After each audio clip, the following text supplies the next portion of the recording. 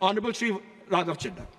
Thank you, sir. Only one thing, that Shri Chadha will not be there tomorrow. He had requested for a jump up, so he agreed to that. Yes, please.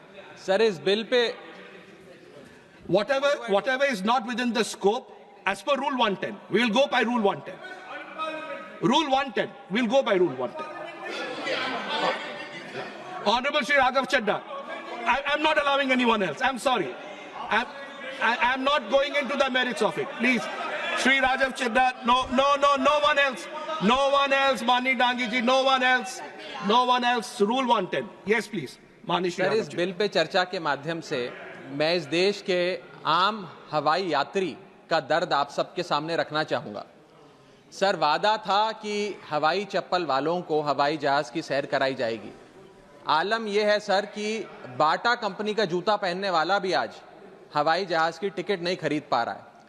Economy class is no more economical. Sir, मैं आज इस सदन में बहस पे आने से पहले अपने फोन पर फ्लाइट के रेट चेक कर रहा था। सर, अगर कल मुझे दिल्ली से बंबई जाना हो तो टिकट 14,000 रुपए की है, वन वे की सबसे सस्ती टिकट। दिल्ली से पटना जाना हो तो 12,000 रुपए की टिकट, दिल्ली से बैंगलोर जाना हो तो 16,000 रुपए की टिकट। और सर वो छोड़िए, संडे के दिन यानी कि परसों मैं अपने क्षेत्र पंजाब से दिल्ली आया, मोहाली एयरपोर्ट से चंडीगढ़ एयरपोर्ट से मैंने फ्लाइट ली और दिल्ली पहुंचा। उस फ्लाइट की टिकट 14,500 रुपए की थी। हम सांसदों को तो फ्लाइट की रीइंबर्समेंट मिल जाती है सर, आप उस आम नागरिक का सोचिए जो इस स्काई रॉकेटिंग एयर प्राइसेस से जूझ रहा है। और एक और दिलचस्प चीज है, एक ही सेक्टर की एक ही दिन की सेम एयरलाइन जो अलग अलग समय पर उड़ती है उसके भी रेट अलग है। आपको सुबह 10 बजे दिल्ली से बंबई जाना, उस एयरलाइन से उस तारीख पे आपको एक रेट मिलता है। 2 बजे की दोपहर की टिकट लेते हैं उसी एयरलाइन पे, उसी दिन पे वो उससे दोगुनी हो जाती है। न जाने क्या लॉजिक है। सर, हमें इस देश में एयर यात्रा को लग्जरी ट्रैवल नहीं बताना सर, आम ट्रैवल बनाना है जैसे कि ट्रेन का है। और सबसे बड़ी बात सर, इस देश में जहाज में उड़ना और जहाज में उड़ के अपनी मंजिल तक पहुंचना आज भी इस देश की बहुत बड़ी आबादी के लिए एक सपना है। अगर ट्रैवल की रफ्तार बढ़ेगी तभी इस देश की रफ्तार बढ़ेगी। सर, दूसरा दर्द जो इस देश का आम आदमी रोज उससे जूझ रहा है वो है ओवर क्राउडेड एयरपोर्ट्स। सर, आज हमारे देश के एयरपोर्ट्स बस अड्डे जैसे बन गए हैं। बस अड्डों से बदतर हालत, बदतर व्यवस्था देश के एयरपोर्ट्स पर है सर। सर, टर्मिनल 1 चले जाइए दिल्ली के, टर्मिनल 2 चले जाइए दिल्ली के, आप हालात देखिए। सिक्योरिटी लाइन से लेकर चेक इन लाइन तक लोग लाइनों में खड़े हैं और लाइनों में खड़े हैं और उसके बाद उनकी फ्लाइट भी इस चक्कर में मिस हो जाती है। एक मुसाफिर सही समय पर फ्लाइट नहीं पकड़ पा रहा क्योंकि वो बेचारा चेक इन और सिक्योरिटी लाइन में ही फंसा रहता है। इतने ओवर क्राउडेड एयरपोर्ट्स आज हमारे देश के बन चुके हैं। सर, आज यात्री का तीसरा दर्द, Honorable members, please let the honorable members speak. Please. Sir, बोलने दीजिए। No, honorable members, please, honorable members. माननीय सदस्य, मेरा समय जा रहा है। Please let him speak. Sir, आज एयरपोर्ट्स पर खाना इतना महंगा है, बाजार के मुकाबले 2 गुना 3 गुना दाम है। एक साधारण सी पानी की बोतल जो 20 रुपए की बाजार में मिलती है वो एयरपोर्ट के भीतर जाकर फूड आउटलेट पे 100 रुपए की मिलती है।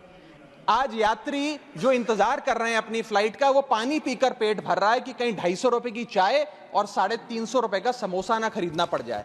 बताइए सर, एक आम आदमी एयरपोर्ट पर अपने जहाज का इंतजार करते हुए क्या एक चाय नहीं पी सकता? क्या इस पर कोई रेगुलेशन नहीं होना चाहिए? क्या कोई अफोर्डेबल कैंटीन का मैकेनिज्म नहीं होना चाहिए? चौथा दर्द जो आज इस देश के आम यात्री को सर सहन करना पड़ रहा है वो है पुअर कनेक्टिविटी।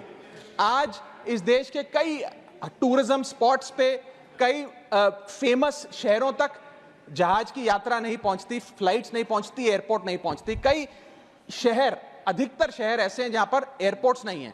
इंसान को जहाज लेकर, जहाज से उतरकर कई घंटों का बस का और गाड़ी का सफर तय कर अपनी मंजिल पे पहुंचना पड़ता है। सर, सरकार ने कहा कि मालदीव्स मत जाओ, लक्षद्वीप जाओ छुट्टी मनाने। मैं आपको आज का रेट बता रहा हूं सर, अगर आज मुझे दिल्ली से मालदीव जाना हो तो 17,000 रुपए की फ्लाइट है, लेकिन दिल्ली से लक्षद्वीप जाना हो तो 25,000 रुपए की फ्लाइट है। सर, तो बताइए हम मालदीव जाएं कि लक्षद्वीप जाएं? सर, चौथा दर्द जो आज पांचवा दर्द जो आज एक आम यात्री को महसूस करना पड़ रहा है वो है sir flight cancellation and delays. Sir एक आम नागरिक अपनी मंजिल पे, अपनी डेस्टिनेशन पे पहुंचने के लिए, जल्द पहुंचने के लिए कभी कभार ट्रेन यात्रा या बस या गाड़ी की यात्रा नहीं करता, वो महंगी टिकट खरीदता है। महंगी टिकट खरीद के अपनी मंजिल पे समय पे पहुंचना चाहता है। और कुछ ऐसे भी लोग हैं जो आर्थिक तौर पे सक्षम नहीं हैं, लेकिन आपातकालीन परिस्थितियों में, इमरजेंसी सिचुएशन में वो भी महंगी जहाज की टिकट खरीदकर जहाज की यात्रा करना चाहते हैं, अपनी मंजिल पे पहुंचना चाहते हैं।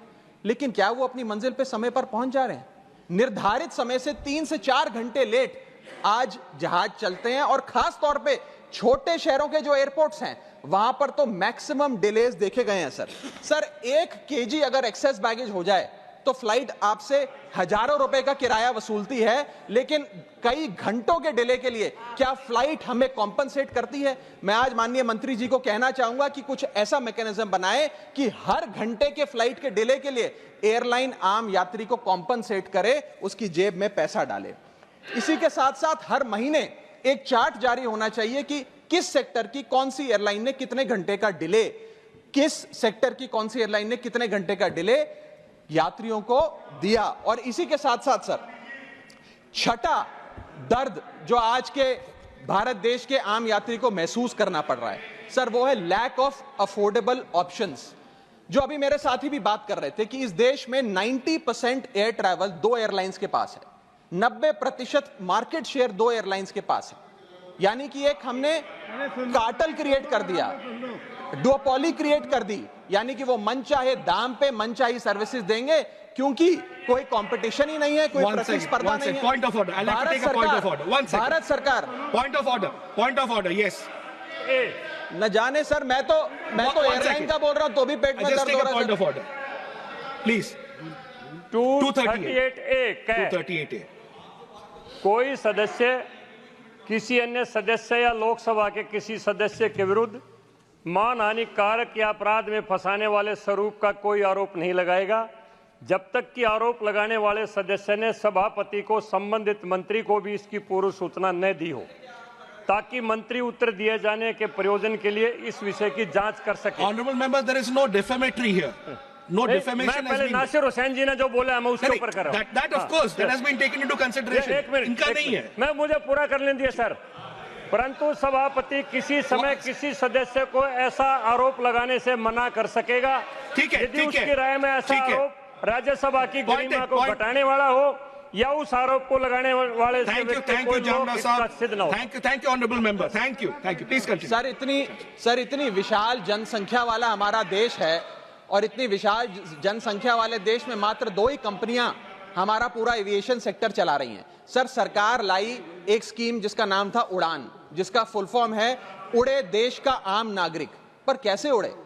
ना फ्लाइट के उड़ने के ऑप्शन है, ना अफोर्डेबल टिकट है, ना फ्लाइट सही समय पर चलती है, तो कहां उड़े, कैसे उड़े? और सबसे बड़ी बात सर, जब से ये उड़ान स्कीम आई है एक धारणा एविएशन सेक्टर में बनी हुई है कि जैसे ये स्कीम लागू हुई 2 एयरलाइन बंद हो गई, जेट एयरवेज और गो एयर, और तीसरी स्पाइस जेट बंद होने की कगार पे खड़ी है। तो अब लोग ये भी कहने लग गए हैं कि शायद उड़ान स्कीम एक बहुत बड़ा अपशगुन थी। और इसी के चलते आज हमारा देश का आम नागरिक प्लेन से वापस ट्रेन पे जा रहा है। सर मेरा 7वां दर्द बैगेज चार्जेस और बैगेज डिलेज। सर अगर आपका 1 केजी बैगेज ओवरवेट हो जाए तो हजारों रुपए एयरलाइन आपसे एक्सेस बैगेज के चार्जेस वसूल लेती है। यहां तक कि कुछ लोग अब अपना सामान एयरपोर्ट पर फेंक के चले जाते हैं बिकॉज उनके सामान में पड़ी वस्तुएं इतनी महंगी नहीं है जितना बैगेज चार्जेस एयरलाइन ले लेती हैं। और बैगेज के डिलेज देखिए सर, लंबा आपको इंतजार बैगेज बेल्ट पे करना पड़ता है कि कब हमारा बैग आएगा। जब स्क्रीन पर देखते हैं तो स्क्रीन पर लिखा आता है बैगेज ऑन बेल्ट, लेकिन बैगेज ऑन बेल्ट नहीं होता, सिर्फ 2-3 बिजनेस क्लास पैसेंजर्स का बैग आता है और न जाने कितने मिनट एक आम नागरिक को इंतजार करना पड़ता है इस एक्सेस डिले के लिए। या इसको एक स्टैंडर्डाइज करने के लिए कोई प्रोसीजर सरकार को बनाना चाहिए। सर मेरा 8वां दर्द मैं समाप्त कर रहा हूं सर 8वां दर्द heavy car parking charges eight airport. Sir आज आप एयरपोर्ट्स पर पार्किंग का ठेका किसी एक कंपनी को दे देते हैं और वो मनचाहे दाम वसूलती है। खास तौर पे छोटे एयरपोर्ट्स पे 200-250 रुपए प्रति घंटे की कार पार्किंग चार्जेस देनी पड़ते हैं। आज आप दिल्ली के एयरपोर्ट चले जाइए, 220 रुपए प्रति घंटा गाड़ी का चार्ज लगता है, और अगर आपने कोई कैब टैक्सी बुक कर ली तो उसका भी मोटा बिल आता है, क्योंकि वो टैक्सी वाला भी expensive car parking charges, airport charges अपने बिल में जोड़कर आपको देता है। सर, ये था दर्द फ्लाइट में चढ़ने से लेकर फ्लाइट में उतरने का। मैं अंत में चार पंक्तियां सुनाकर अपनी वाणी को विराम दूंगा, और आज इस देश के आम नागरिक, आम यात्री का दर्द इन पंक्तियों में आप तक पहुंचाने की कोशिश करूंगा। कहीं है लंबी लाइनें, कहीं चेक इन से पहले काउंटर बंद, कहीं स्लो चल रहा है सर्वर, कहीं इंटरनेट है मंद। महंगी टिकट के बाद भी यात्रा की कोई गारंटी नहीं, आपका सामान चाहे टूटे चाहे फूटे कोई वारंटी नहीं। जो हाल है बस अड्डों का, वही तस्वीर आती है एयरपोर्ट से। चाय हो या समोसा नहीं मिल रहा 500 रुपए के नोट से। रोज फ्लाइटें रद्द हो रही हैं धमकी बम विस्फोट से। आखिरी में सर, कब तक आम आदमी मरता रहेगा एयरपोर्ट की छत गिरने की चोट से? जनता की मुश्किलें तो पल भर में मिट जाएं अगर सरकार को फुर्सत मिल जाए चुनाव या वोट से। Thank you.